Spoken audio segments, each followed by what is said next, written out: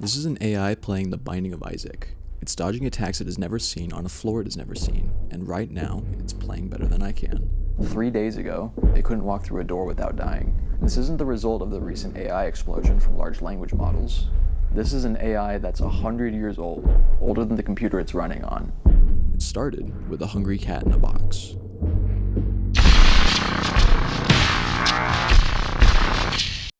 In the 1890s, a psychologist named Edward Thorndike built a bunch of wooden crates he called puzzle boxes. Inside each one, a cat. Just outside of it, food. And the only way out was to trip a lever, or pull a string, or step on a pedal. The first time, the cat had no clue what it was doing. It clawed and squeezed and freaked out until, completely by accident, it hit the latch, and the door fell open. But here's the part that matters. Put the same cat back in the same box, and it got out a little faster. And a little faster, until eventually it would just walk in, calmly trip the lever, and stroll out to dinner. Thorndike wrote down why, and it's so simple it almost sounds dumb. Actions that lead to something good get repeated. Actions that don't fade away. He called it the law of effect. That's it. That is the entire idea sitting underneath basically every reinforcement learning system on the planet. The same family of methods behind game-playing AIs, robots learning to walk, and the training that tunes the chatbots you use every day. So really there are only 2 questions left. Can you run this rule on a computer? And can a computer use it to beat this? Fast context if you've somehow never played it. The Binding of Isaac is a roguelike. You move, you shoot tiers of things, you clear room, you fight a boss, you drop down to the next floor. And every single run, the whole dungeon is randomly generated, so you can't just memorize it. Oh, and if you die, you start completely over. No saves, no second chances. Which makes it kind of a nightmare to hand to an AI, but the law of effect doesn't care how hard the game is. It only needs 3 things. It has to be able to see something, so I feed it the screen. Basically a stack of pixels, and that's its entire view of the world. Where it is, where the enemies are, where the door is. Same as the cat looking around the box. It has to be able to do something, so I hand it the controls.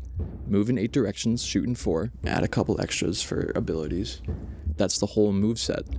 And several times a second it has to pick one. It needs a reason to care. That's the reward. I just tell it, clearing a room is good, taking damage is bad, dying is very bad. A number ticks up when it does well and down when it doesn't, and making that number bigger is the only thing in the universe it wants. And that's the whole setup. Eyes, hands, and a reason to care. Thorndike's cat rebuilt out of pixels. So I gave it eyes, I gave it controls, and I gave it a reason to win. And I hit go. It was catastrophically bad. It walked into spikes, it shot walls. At one point it found a corner it liked and just stayed there for 2 whole actual days. But it makes sense, because right now it's doing the exact same thing Thorndike's cat did on day 1, flailing at random, waiting to get lucky. The difference is that the cat just had to escape a box. This thing is trying to beat a video game built to kill you. So how do you take this and turn it into something that actually learns? That's where the 100-year-old idea needs a little help from a much newer one.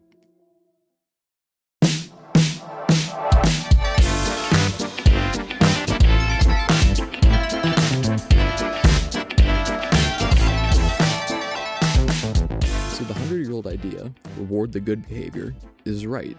It's just not enough on its own.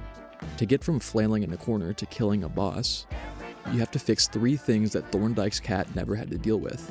And the algorithm that fixes them is called PPO, Proximal Policy Optimization.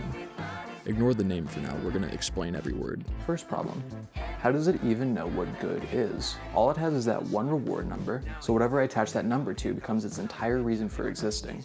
And it turns out I am really bad at picking that number.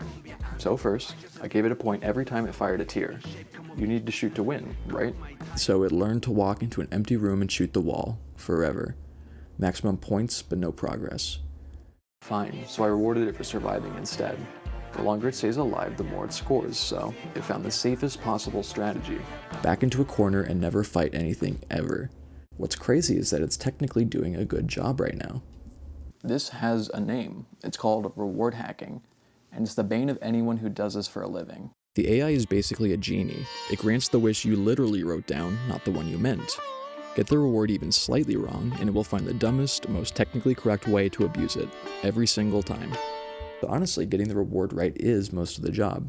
After way too much tuning, I settled on rewarding the stuff I actually care about.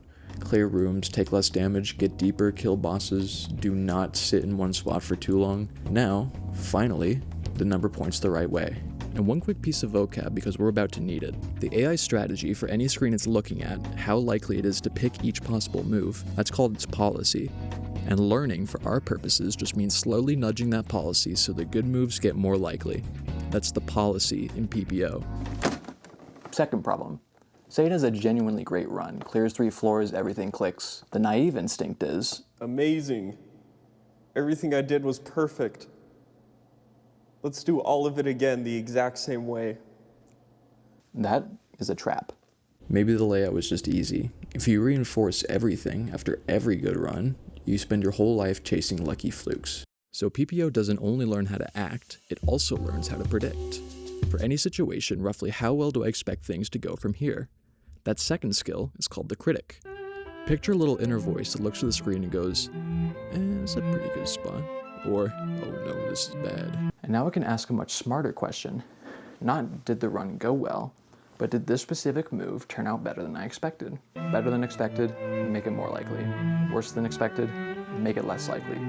That gap, better or worse than the critic's guess, is the only thing it actually learns from. Which brings us to the last problem, the reason this thing has such a weird name.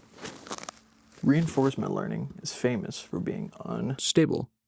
You let it learn from a batch of runs, and if updates too hard, the strategy lurches. It overcommits to one idea, forgets everything else, and the whole thing collapses. You've literally already watched a baby version of this. The wall shooting, the corner hugging. One good day should not rewrite your entire personality. That is exactly what PPO refuses to let it do. When it updates, it checks how far the new strategy is drifting from the old one. And the moment a move is getting way more likely than it used to be, PPO clips the update. It just stops pushing. It puts a cap on how big a single step is allowed to be. That's the proximal. It means stay nearby, don't leap, step. That one guardrail is the entire difference between an AI that slowly, stably gets better, and one that teaches itself to hug a wall and then goes insane.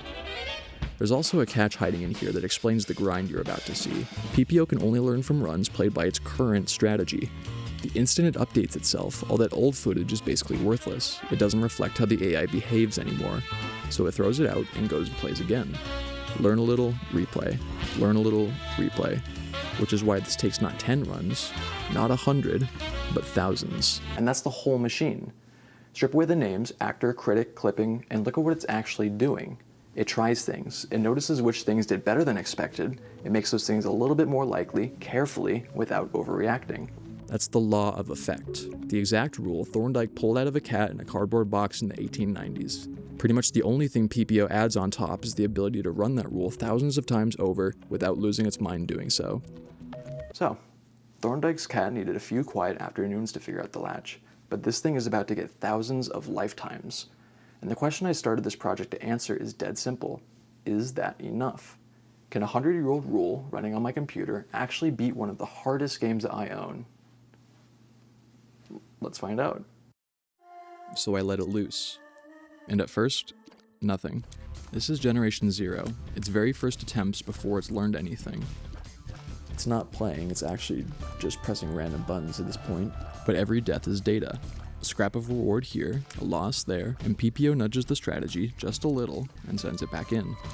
By around Generation 5, the first sign of life, it stopped walking into spikes. That's it. That's the whole achievement. And it was actually pretty exciting to see. And then around Generation 30, this happened.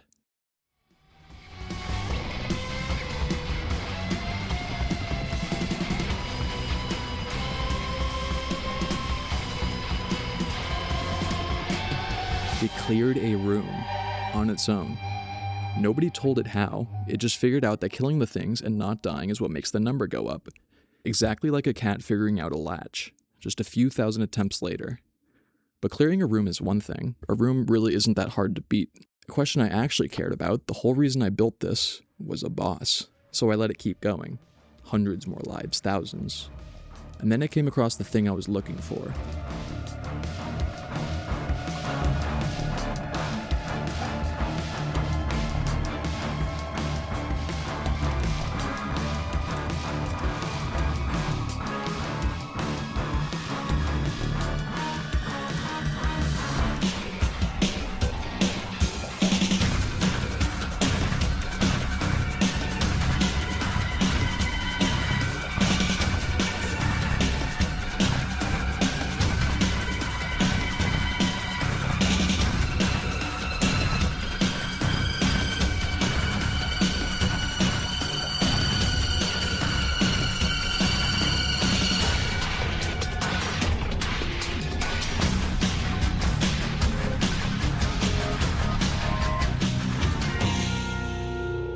It won.